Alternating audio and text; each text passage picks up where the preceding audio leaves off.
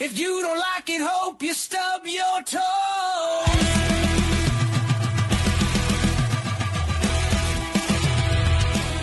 Hey everybody, welcome to Fun and Bummer. Insert catchphrase here. Today, I'm here with a different friend. Not as good of a friend, but he's still a friend. Fun is out today for personal reasons, and we're gonna reenact Two Girls, One Cup.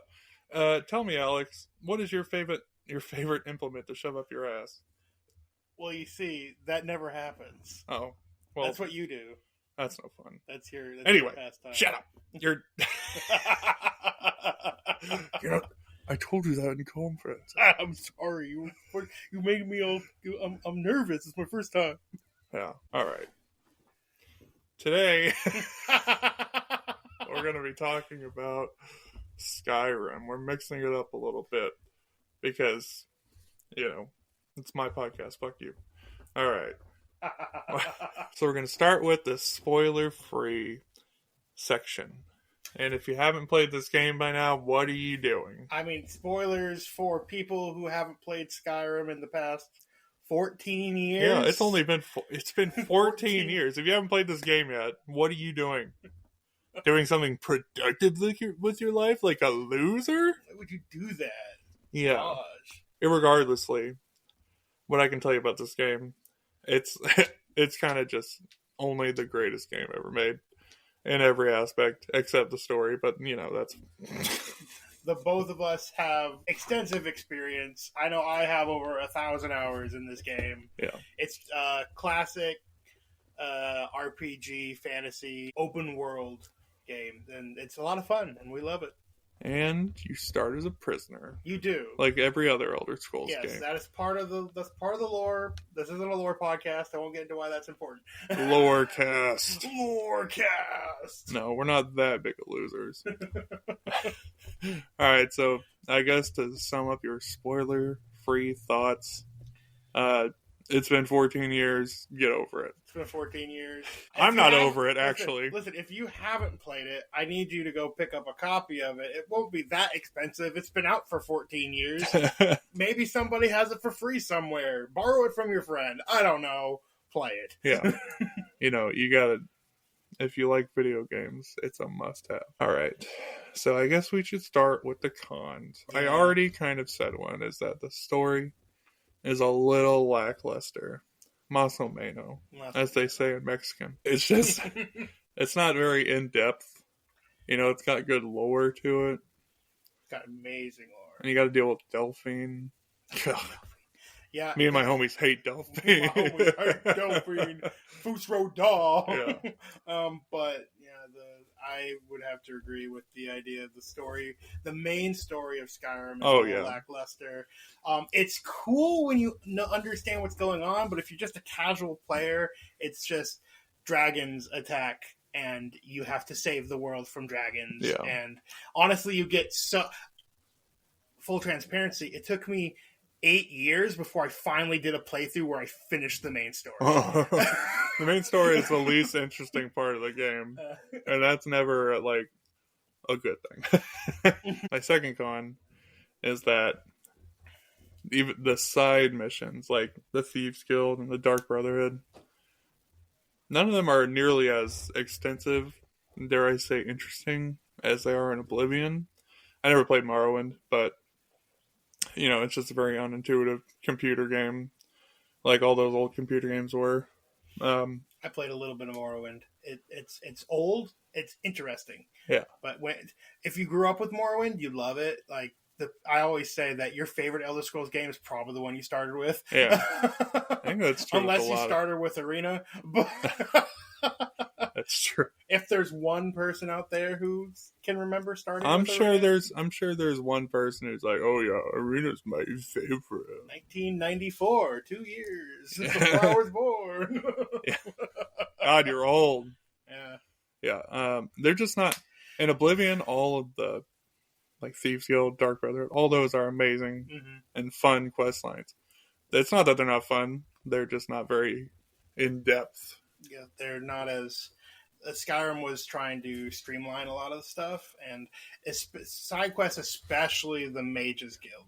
the Mages College. There's actually a lot of stuff cut from the Mages College. There's going to be a lot more to the Mages College storyline, but a lot of it got cut, and you could see it. It's probably you can be a no mage playthrough. You can go in playing a full brute double-handed axe playthrough, and the only times you use magic in the Mages Guild quest is to use fire to open a door a couple times. Otherwise, you never have to and then suddenly you're the Archmage of the College of Werewolf. That was one thing. They always they're like, oh, you did a few things for us. You're in charge of this now.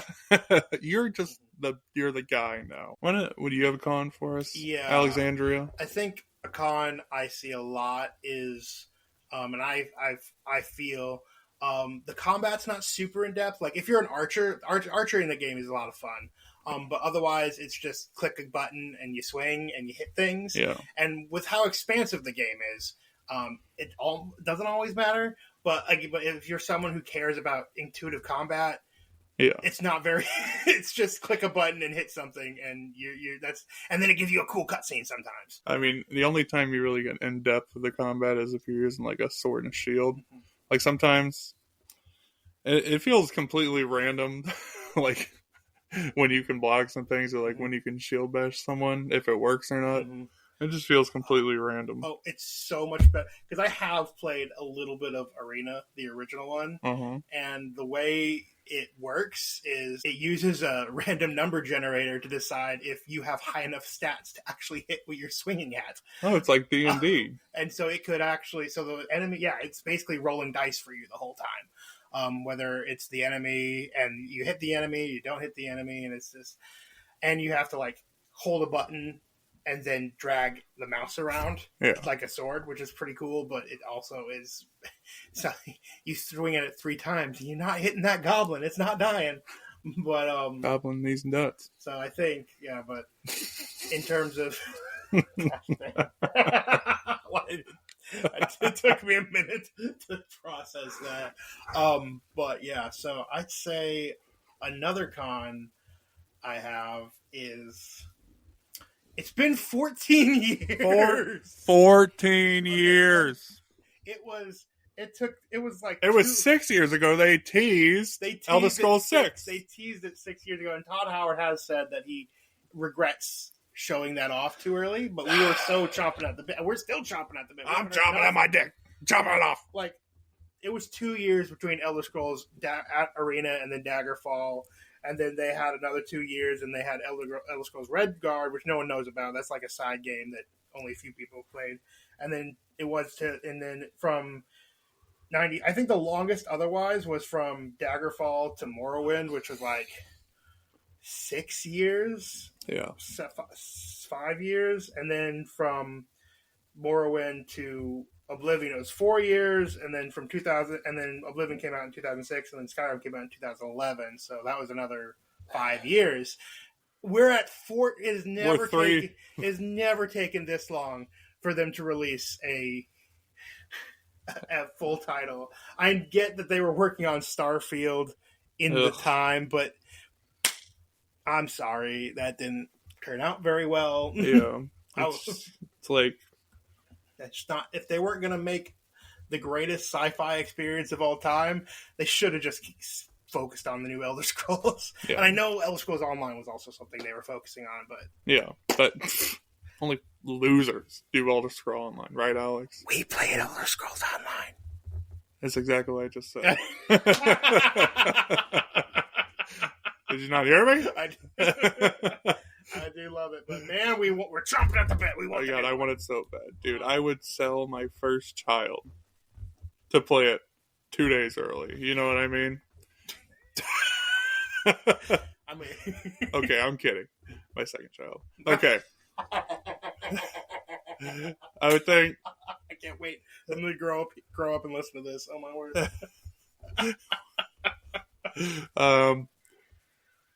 Well, do you have any more cons, Alex? I can't really think of any else. Not really, because the cons are overwhelmingly overshadowed by how phenomenal this game is. Yeah, and I know some of the cons we said sound like detrimental to gameplay experience, like combat, the story. but somehow none of it matters. It's so much fun. It doesn't matter. I have, again, 1,000 hours in this game. Yeah. Plus, I've been you're still finding new stuff too. I know, and they of course added a bunch of new stuff with the 10-year edition, 10-year anniversary, the 10-year anniversary edition. But I've been playing it since my freshman year in college. So the past 10 years, I've been playing. Out of the 14 it's been out, 10. But you know what? With that, let's jump right into the pros. The pros. Speaking of pros, we're pros at this game. We are HIV positively pros. Our friend Hannah. Shout out to Hannah. Shout out. Dumbest person I know. I might cut that part out. I might not. We'll see. It's a joke, Hannah, I swear. Anyway. She's not dumb. She's just special. Okay. It's fine. Okay. What was I saying? We're talking about the pros. Oh, yeah. We're pros. We're pros.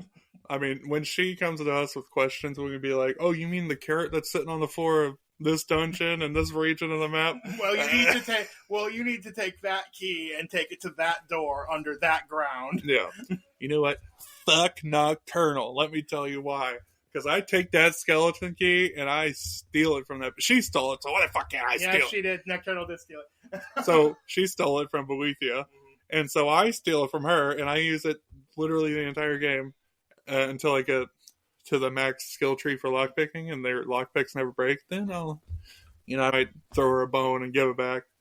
But at this point, I've gotten so good at lockpicking that I never upgrade my lockpicking skill tree, and I just give her back the lockpick. I give her back the skeleton. I've played way too much of this game and lockpicked and played too many playthroughs. Oh yeah, I just lockpick. I can lockpick. The stealth is amazing. That's another pro right there. Good. Stealth is amazing in this game. It's really hard to build up, but when you get it there, you can literally not crouch. You can walk right in front of an enemy, and they will not see you. What was that? It must have been the wind. Must have been the wind. I'm standing directly in front of you. I just shot an arrow into your shoulder blade. Your friend is dead. Must have been the wind. Must have been the wind.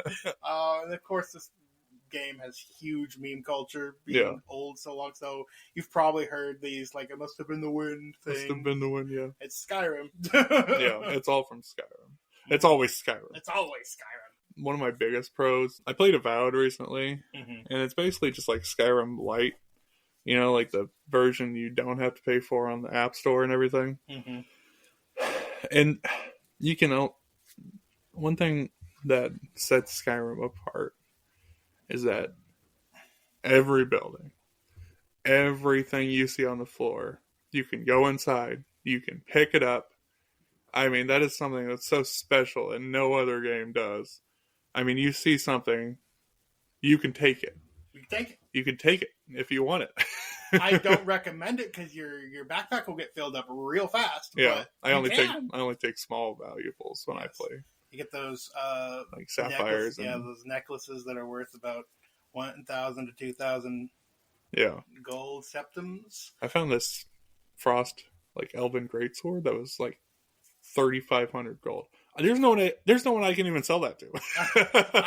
So you just gotta upgrade your speech skill. Yeah, but I rarely do that too because you get so focused. And speech is so hard to upgrade. I know it shouldn't be. It's the hardest to upgrade. It should be easier. It's really hard to do a charisma build in Skyrim. Yeah. But it helps you build up how well you talk to people, and honestly, it's the role, some of the dialogue options should be. I wish it was there. Should be a little more extensive. But honestly, I play charisma builds never. Yeah. So no, when you're playing a thief, what's the point in having charisma? You can just steal something. I was doing the first main quest for the Thieves Guild today, yeah. And you have to go to Hunting Brew and and go up and steal the key so you can go down and unlock his safe in the basement. And he's always crouching. Usually if you go in early game, a little earlier, you maybe have two in your 2 or less in your stealth. If you do it fast enough, he'll see you and he'll be like, hey, what are you doing? And you gotta confront him and convince him to give you the key. I had my stealth high enough where I saw him, I crouched, I stole not only the key from his pocket, but all of his gold, all of the arrows he had on him, his jewelry, and then all the coins in the room, and then left without him noticing. Yeah, that's the game. It gets not only easy, but a little ridiculous when you get to higher levels. I mean, that's the same for most Elder Scrolls games. You turn into a god by the end. Yeah, like you can literally take clothes off someone's back. Mm-hmm. That's my favorite part. Yeah, just someone says something shitty to me, and I sneak up behind them. I take their clothes. One of my favorite things to do is to pickpocket the Briarheart out of the Briarhearts, and they just fall over. And they fall over dead. Yeah, that's something I didn't even know till recently. And by recently, I mean like 2 years. It feels recently. It feels recently, but then you realize, oh man, it's been 2 years since I figured that out. Give us Elder Scrolls 6, Todd. I'm begging you. Anyway, what? Another... We love this game. Yes. We're probably going to talk about this for a while. Another big plus. A lot of games don't do this. There's almost every mission.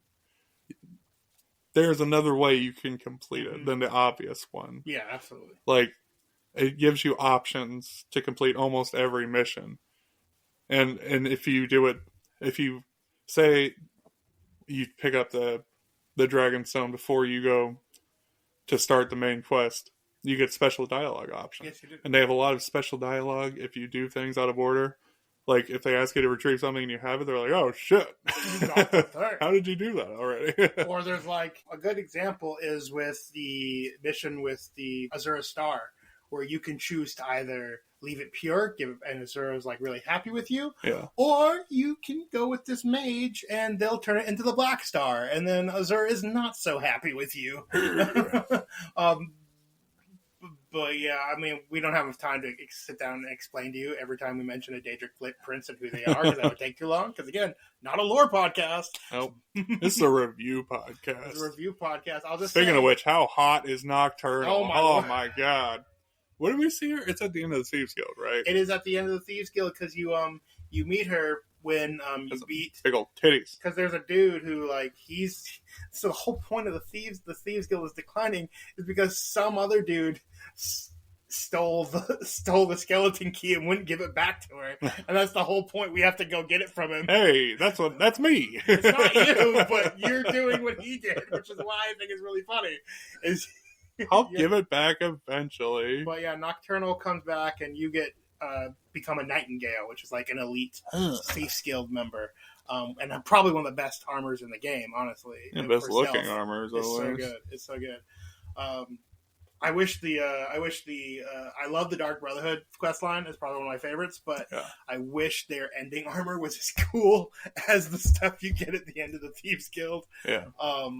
You get Cicero's armor. You get Cicero's armor, yeah. You can choose. You don't even have to kill him to get it. You can find it on the table right at the start of the dungeon. Oh man, Cicero's one of my favorite companions to have. He's also the best voice actor in the entire game. Good. He puts so much into it. Yeah, Cicero and then Serena are probably two. Serana, sorry. Not bad. My mommy. There's the two best companions, I'd probably say. Now, I have another personal favorite that I get from Solstein. He's pretty cool because he's a spell sword. He's a mage and he does attacks, so he's really useful to have. Teldrin. But can you marry him? No. Then he's worthless. You can't marry the vampire either. The game's worthless. 0 out of 10. 0 out of 100. 0 out of 100. We're not to our reviews yet. Oh, right. We're not there yet. My bad. 0 out of 100, my favorite game. But yeah, I think a big pro I have is the massive amount of world building and lore this series has. Not just Skyrim, but the whole series is ridiculous. And you can miss most of it if you don't stop to read or. Yeah. If you don't want to, you don't have to get into the lore, but I think you're giving yourself a disservice because that's a huge chunk of it's got probably some of the best world building I've ever seen in anything. Yeah. Well, it's got, 14 plus years. 14 plus years.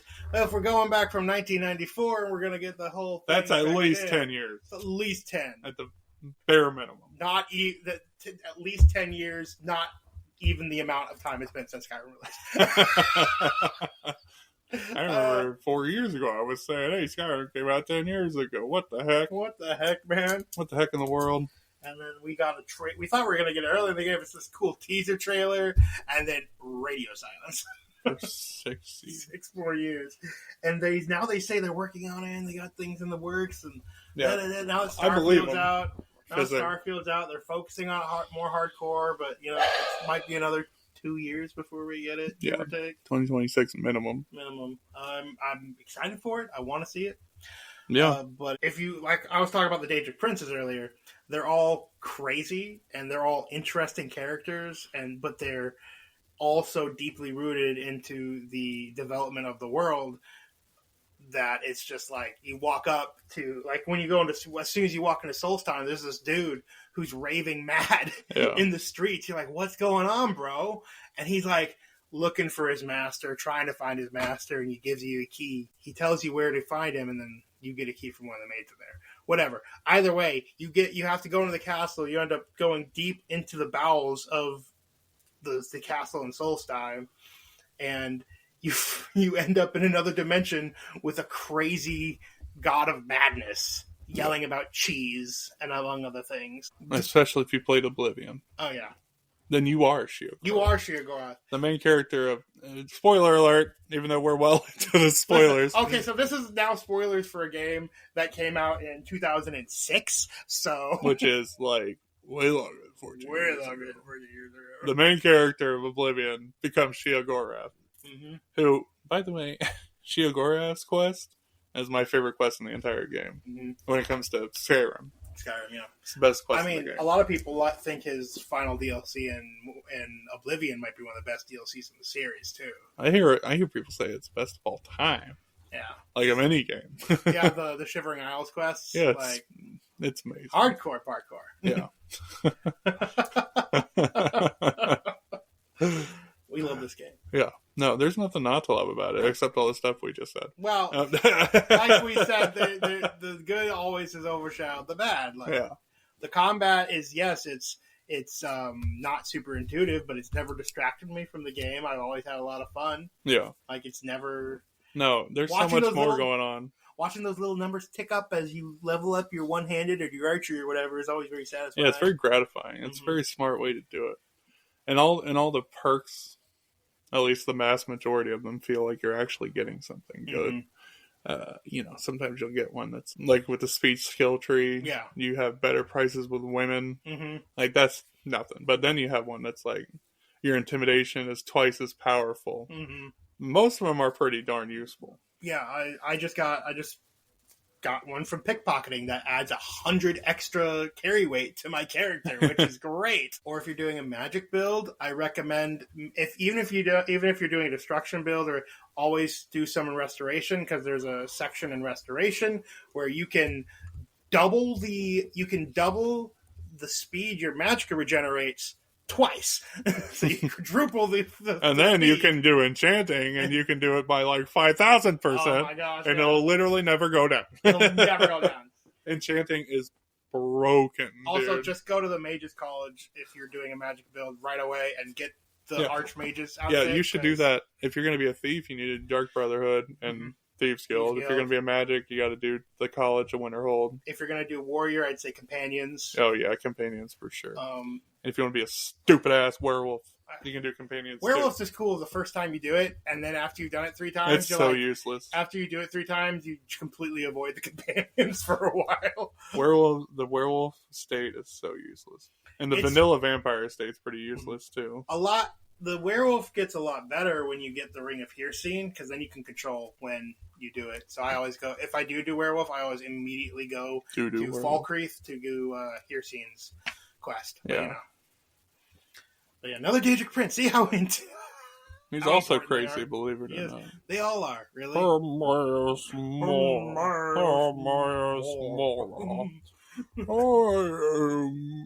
knowledgeable.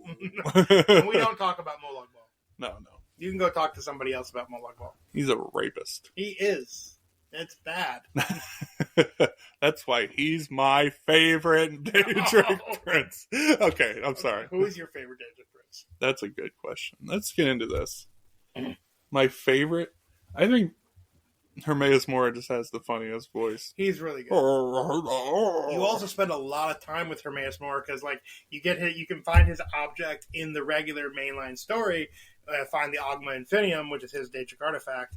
And then you also have Solstein, where he's just everywhere. Yeah. If you do the quests with him in Solstein, he's like, you get the Black Book, so you go to his realm, Apocrypha, all the time, and he's just... I think the Solstein quest is to Skyrim that the Shivering Isles quest was to Oblivion.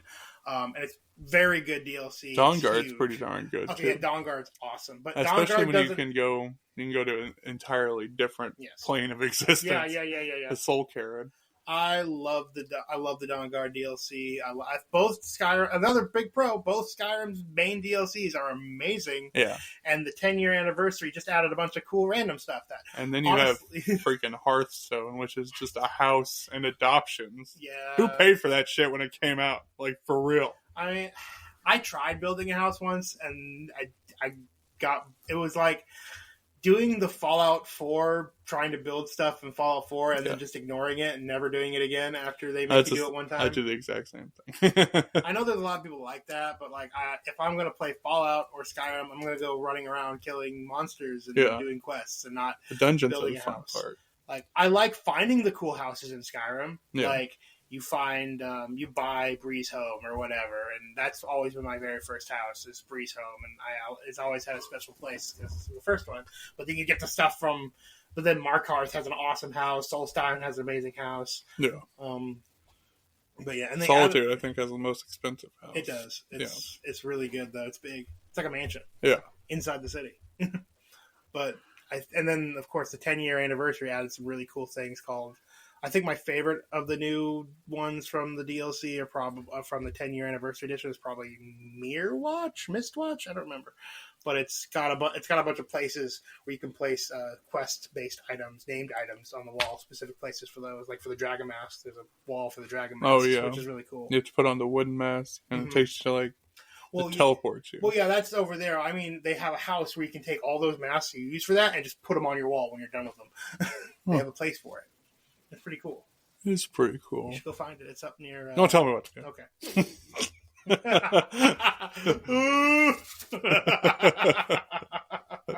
I've been dealing with this since we were in middle school. Yeah, we've been having gay sex since we were in middle school. Is that not what you meant to say? No. Is that not what you were saying? No. Oh, then we haven't been having gay sex since we were in middle school. Wink, wink. Anyway... We're talking about Skyrim. I don't even know. I continue. You asked me who my favorite Daedric Prince was. I did. And you started talking about Hermaeus Mora. It's not Hermaeus Mora. It's not Hermaeus Mora. It's not Hermie Mora? It's not Hermie. It's not Hermie? Hermie Crab. I might just have to be the most normie, basic bitch answer, but it's probably Sheogorath. That's a lot of people's favorite. He might be my favorite too, but he's not like... There's so many good ones. He's not like malicious crazy like the rest of them are. He's just a guy having a good time. He's having a good time.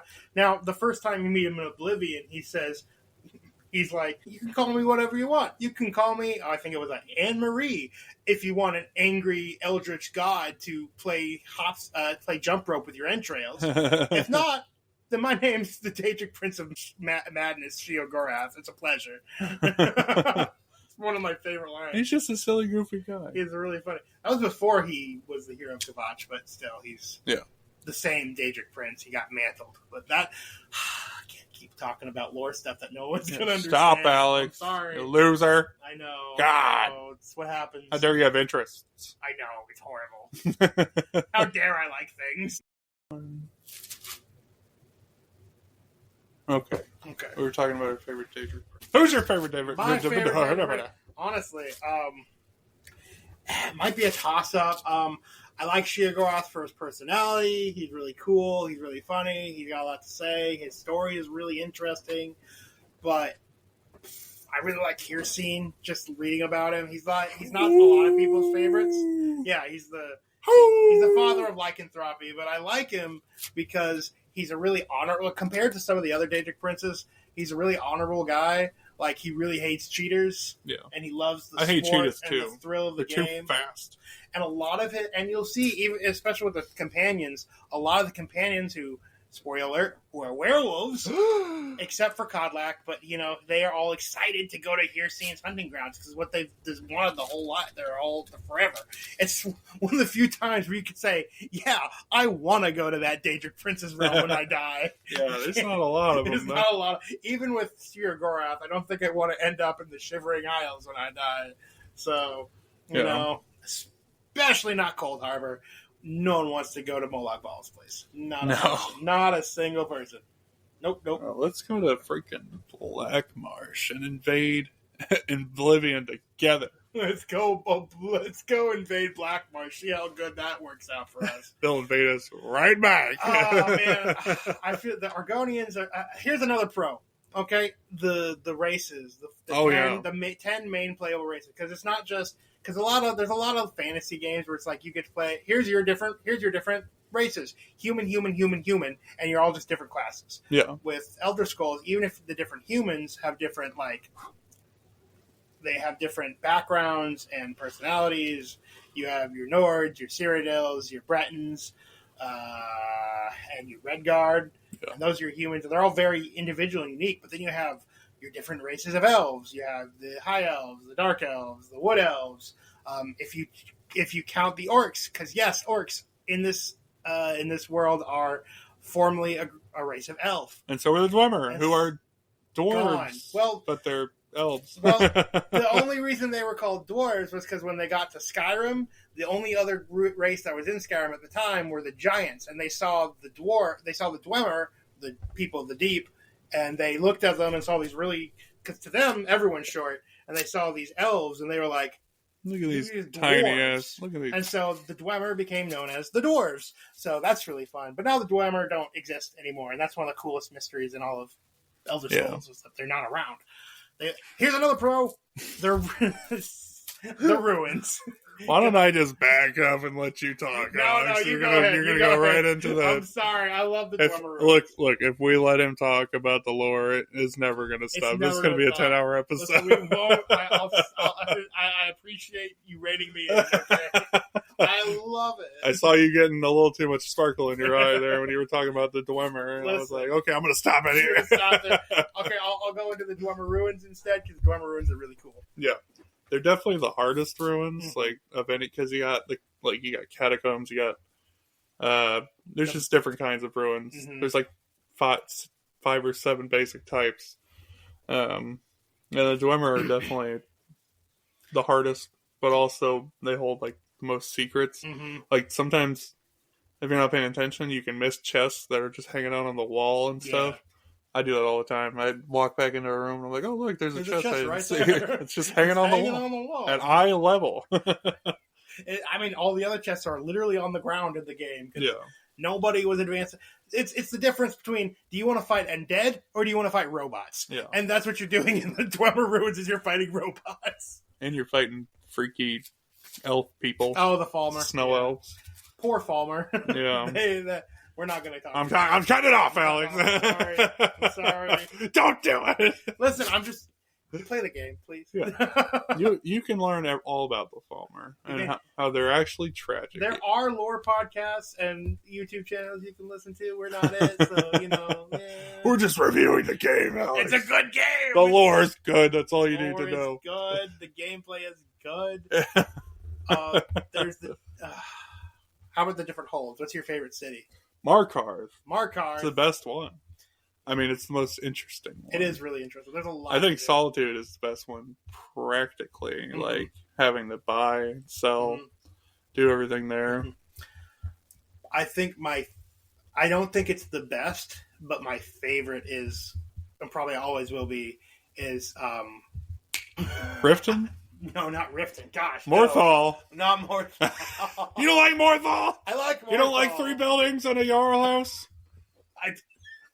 You don't like Morthal? can't imagine. The one good quest in Morthal. The one good quest in Morthal. Oh man, Dragon's Reach. Whiterun? Whiterun. Gosh, I don't know. I was literally playing, the first hold. I was literally playing this game an hour ago, and I was in Whiterun for a minute because I had to sell some stuff. But it was my first hold. It was my first foray into Skyrim. I love Jarl Balgruuf. I love the people in the city. I always get attacked by the Cloud cultists. District very often. You get to the Cloud District. I hate him, but hey, he's there, and he adds a lot of flavor to the city. Yeah. It's just a very great centralized location. I don't think it's the best, but it's my favorite. Yeah. Well, that's the two things don't have to go hand in hand. No. I explained that pretty well in my King Arthur review. Yes. Go check it out. I do have to. I've never seen that movie. I have to go watch it. Yeah, you do. Okay. You idiot. I'm sorry. We're not here for that. No. I'm well, promoting your podcast for you. And on my podcast. On your so as someone who's watching this would already podcast. Someone who's watching this would already know about it. That's good marketing, Alex. Hey, I'm commenting on all the videos and liking everything, okay? I'm doing my best here. Try to do better. I'll go share it on Reddit or something. Oh God, no! Don't bring the Redditors over. It's like the Fulmer of internet culture. Oh, that's good. Oh, the Fulmer of internet culture. I love it. Okay, what were we talking about? Skyrim. The holds. Oh yeah, the worst hold. More. I mean, it's literally 3 buildings and a longhouse. Even Winterhold is more interesting, and half of it fell in the ocean, and that's why it's more interesting. Yeah. It's just a cliff. It's just and a college, and the college. It's got the college, and all the people are sad, and there's a lot of personality in Winterhold, but and everyone hates magic. Everyone hates magic except for the people in the college. Yeah. They hate magic because of the college. Right. Yeah. Well, yeah. Took half the... Who knows how many people died when most of the town blew away. You know what we haven't talked about, which is like the background for the whole game, but is also I think I would like to have more work done on it. What? The Civil War. The Civil War. Yeah, that one should have gone on our cons. I feel like we just forgot about it, I guess. But hey, we're throwing it in now. I'm literally doing it right now on my playthrough. It would have been really cool if in the middle of the game, you'd see Stormcloak and Empire soldiers just clashing randomly at different parts in Skyrim. Yeah, that would be cool. I've seen someone mod that, but I've played Skyrim for 10 years, never modded it once. It's been vanilla the whole time. I've played on my PC and my console the whole time. The only mod I've ever done was make Serana marryable. Of course, that's the one you would do. She's my mommy. Oh, man, I know people that have modded it so hardcore, like taken VR Skyrim and then modded it out the wazoo. Yeah, make it a horror game. That's fun. Oh man, you can make almost anything a horror game. You turn it down, turn the bright. You go into any Dwemer ruin, turn the brightness down a little bit. You're playing a horror game, okay? Suddenly those blades sprouting up out of the ground. You're dead. Yeah, those blades that insta kill you. Yeah. That spin real fast and good. But yeah, the idea of the Civil War is really cool. It's just. And you have to choose one side or the other. But honestly, I always wait to do that. It's never a big priority. You also don't have to. You can really go through this main story and don't make Jarl Balgruuf choose a side. Yeah. Don't be mean like that. Well, if you really don't want to do it, which is understandable because it's really not that fun, you can just make them talk. Make them talk. Talk it out, bro. Talk it out, bro. You can, you can either go with General Tullius and the Empire, or Ulfric Stormcloak and his Resistance Stormcloaks. Yeah, Nord. I'm Team Stormcloak all the way. He is Skyrim for the Nords. Let's go racism. Hey, if we want to be frank, everybody in the Elder Scrolls is a little racist a little bit. Well, so they don't really care about the racism. Yeah. You mean like dragons flying out of the sky to eat them? Yeah, exactly. Or they'll address the racism eventually. Demons that like to crawl out of oblivion gates to invade the world, and disease like rock joint and vampirism. Oh my god, vampirism's the worst. Especially when you forget about it. You forget about it. And then you turn into a vampire. You're like, son of a bitch, I have to go get a black soul gem. Yeah, if you don't catch it at that early stage, you have to go to the whole thing of curing your vampirism. You know, if you become a vampire for the Dawn Guard quests, if you choose to side with Lord Harkon before you kill him.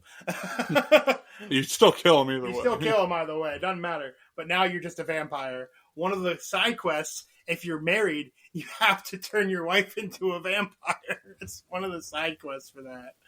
And I never did it. Yeah. I did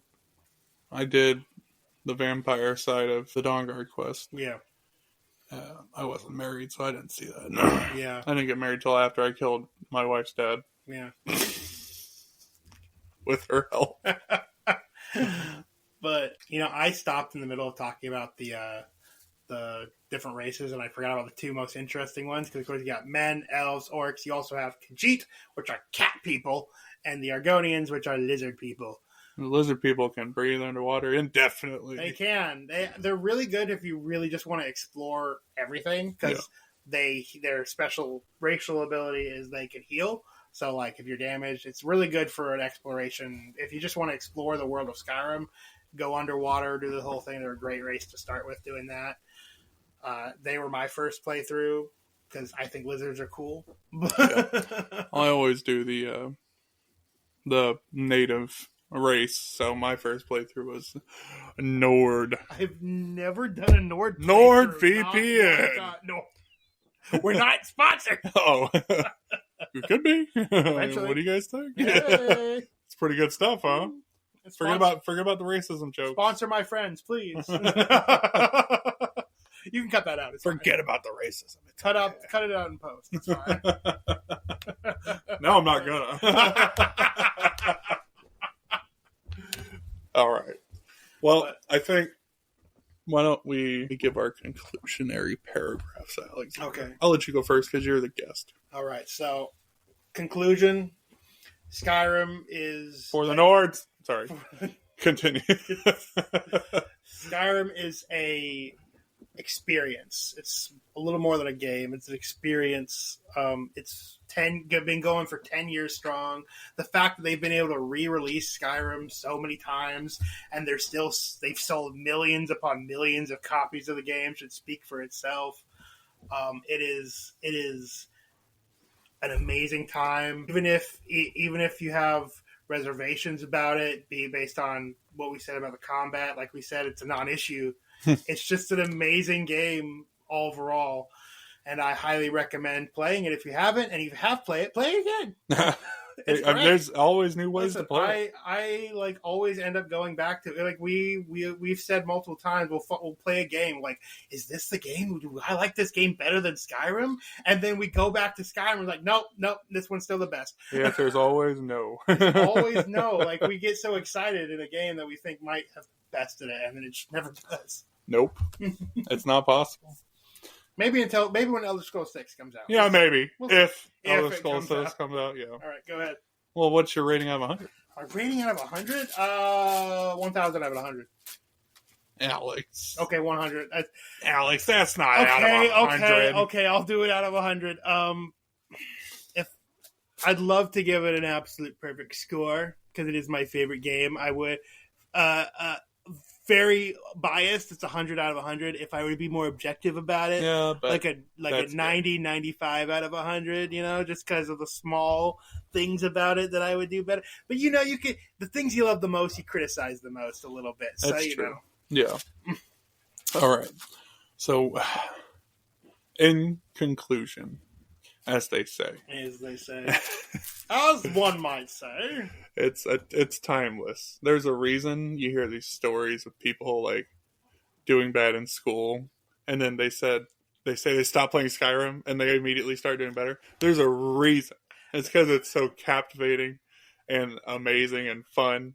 It is unbelievable how much fun it has, and you can play it 30 different times and do something different every time. when I first started playing it, they lost me for 2 weeks straight. I had no communication with anybody. 2 weeks. It's really something you need to experience in your life. Even if you don't play video games, you slide that shit in, you transport Tamriel, and you just have the time of your life. Grand old time. And for my money, 1,000 out of 100. I'm gonna give it the big 100 out of 100. That's so good. I mean, I know this is literally 2 episodes in a row that we did 100 out of 100. Well, they're both very objective. Yes, well, obviously. But, I mean, people actually agree with me on this one. Yeah, I mean, yeah. I don't know about the last episode. The last one, I mean, that. But this one, for sure. Yeah. People will agree with me. I hope so. At least a few people. We'll few find thousand. You. We'll find you. If you don't agree with me, we'll find you. I'm going to give you a Colombian necktie, okay? If I find you, I'm going to sit you down and we're going to talk lore for 5 hours straight. And then you're going to make out like 2 little... He's going to make out with you having like 2 little gay boys. Shut it off. Jeez. Shut it off. No. Shut it off. I can't. I haven't talked about how I'm not bald yet. Oh, yeah, you're right. Alex, call me bald. Oh, wow. You're, oh, man, it's so shiny. I can't, it reflects the light, blinds my eyes. So little hair going on up there. How could you say that to me?